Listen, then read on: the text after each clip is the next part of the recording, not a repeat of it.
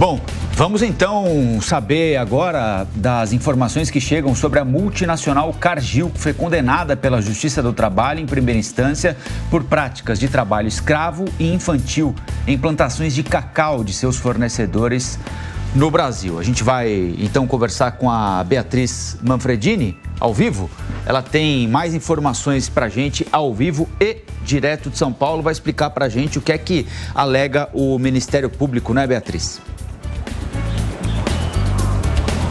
Colombo, o Ministério Público do Trabalho, ele responde ali a uma ação civil pública que compilou uma série de infrações da Cargill nos últimos anos. Essa ação civil pública, ela foi montada em 2021 com base, então, em uma série de infrações de trabalho escravo e de trabalho infantil por meio da Cargill, que, de acordo com o MPT, não foram solucionadas, né? O que diz o Ministério Público do Trabalho, justamente que a empresa foi avisada dessas infrações e que não fez nada para coibir, portanto, atos como esse. E aí agora, no dia 18 de setembro, a Justiça do Trabalho, então, condenou a Cargill em primeira instância por essas ações de trabalho escravo e de trabalho infantil em fornecedoras, né, de produções de cacau por todo o Brasil.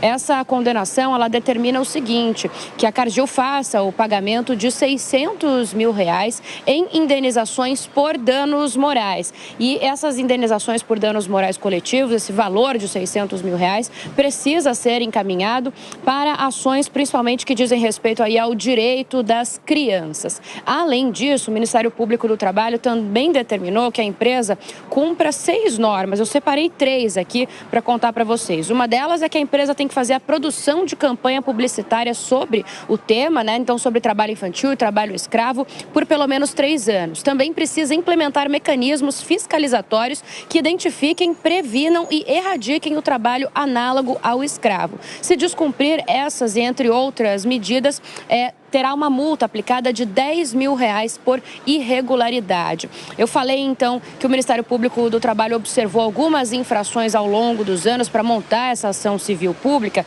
Eu também peguei uns exemplos. Em 2010, por exemplo, em Medicilândia, no Pará, 42 trabalhadores foram resgatados de uma dessas fazendas de cacau que fornecia, né, para a Cargill em condições aí análogas à escravidão.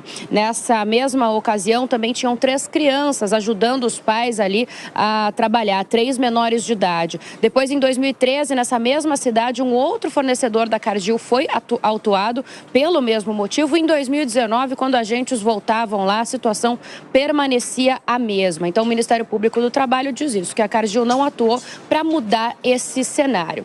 Acontece que essa condenação foi em primeira instância, portanto, a empresa ainda pode recorrer e é isso que vai fazer. Em nota enviada, então, a Cargill diz o seguinte, que discorda dessas denúncias, que vai recorrer da condenação e que não tolera tráfico humano, trabalho forçado ou infantil em suas operações ou cadeia de suprimentos. A multinacional diz ainda que medidas imediatas são aplicadas para suspender fornecedores que são flagrados em violações. Então, a empresa vai recorrer e a gente segue acompanhando essa história, Colombo.